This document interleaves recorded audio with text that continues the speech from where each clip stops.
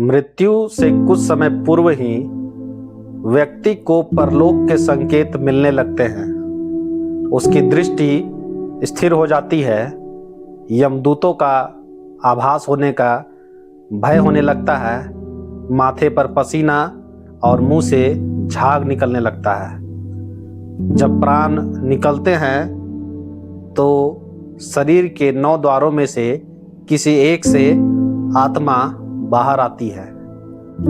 गरुड़ पुराण के अनुसार पापी की आत्मा नीचे के द्वारों से और पुण्यात्मा के प्राण मस्तिष्क से निकलते हैं। जैसे ही आत्मा अंगूठे के आकार में बाहर आती है, यमराज के 2 भयानक दूत उसे अपने रस्सी में बांध लेते हैं।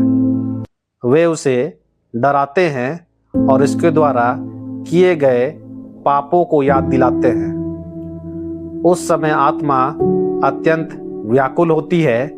वह अपने शरीर में दोबारा घुसने की कोशिश करती है, लेकिन दूत उसे घसीटते हुए यमलोक की ओर ले जाते हैं।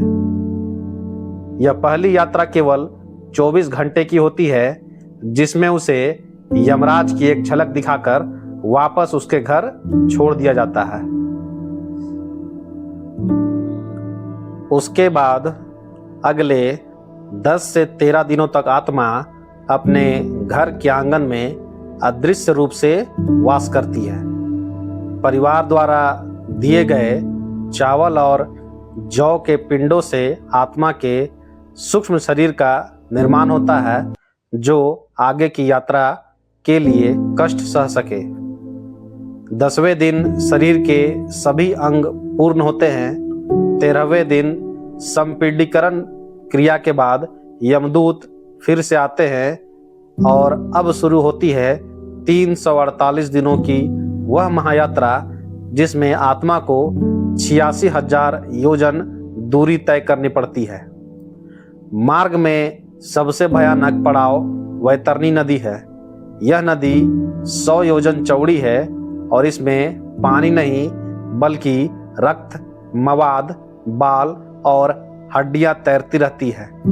इसकी लहरें आग की तरह गर्म और इसमें भयानक जीव आत्मा को नोचने वाली शक्ति होती है।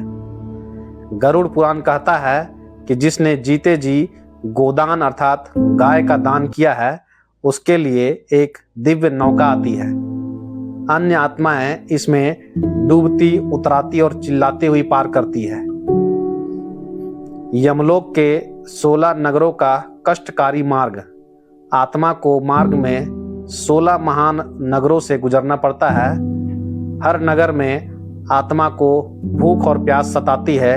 वह अपने पुत्रों और परिवार को पुकारती है। यहाँ परिवार द्वारा दिए गए मासिक श्राद्ध का महत्व आता है।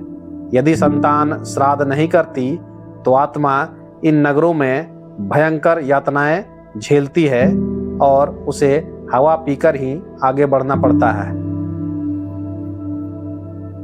अंततः यमराज की नगरी संयमनी पहुंचती है और यहाँ 4 द्वार होते हैं, पूर्व, पश्चिम, उत्तर और दक्षिण। चित्रगुप्त के सामने अग्रसंधानी पुस्तक होती है। वे आत्मा से पूछते हैं कि उसने मनुष्य जन्म का सदुपयोग क्यों नहीं किया। वहाँ श्रवण नाम के देवता होते हैं, जो मनुष्य के हर पल की गतिविधि को देखते हैं। न्याय के समय सूर्य, चंद्रमा, अग्नि, वायु और दिशाएं गवाही देती हैं। यहाँ झूठ की कोई गुंजाइश नहीं होती है। चित्रगुप्त के आदेश पर यमदूत आत्मा को उसके पापों के अनुसार विशिष्ट नरक मिले जाते हैं। दूसरों की संपत्ति हड़पने वालों को तमिश्रम नरक में भेजा जाता है और अंधेरे में उसे खूब पीटा जाता है। जीवों की हत्या करने वालों को खौलते हुए तेल के कड़ाहों में डाला जाता है, जिसे कुंभी पाकम नरक कहते हैं। उसके बाद 80 पत्र वनम, यहाँ तलवार जैसे पत्तों वाले पेड़ होते हैं। पापी जब छांव के लिए उनके नीचे जाता है तो वे पत्ते उसके शरीर के टुकड़े टुकड़े कर देते हैं। सजा भुगतने के बाद या जिन्होंने केवल पुण्य किए हैं वे स्वर्ग के नंदनवन में सुख भोगते हैं, लेकिन स्वर्ग भी स्थायी नहीं है। जब पुण्य खत्म हो जाते हैं तो आत्मा को फिर से पृथ्वी पर आना पड़ता है। आत्मा पहले आकाश, फिर बादल, फिर वर्षा की बूंदों के माध्यम से अन्न में प्रवेश करती है। वह अन्न पुरुष द्वारा ग्रहण किया जाता है और अंततः स्त्री के गर्भ में जाकर एक नई जीवन यात्रा शुरू होती है।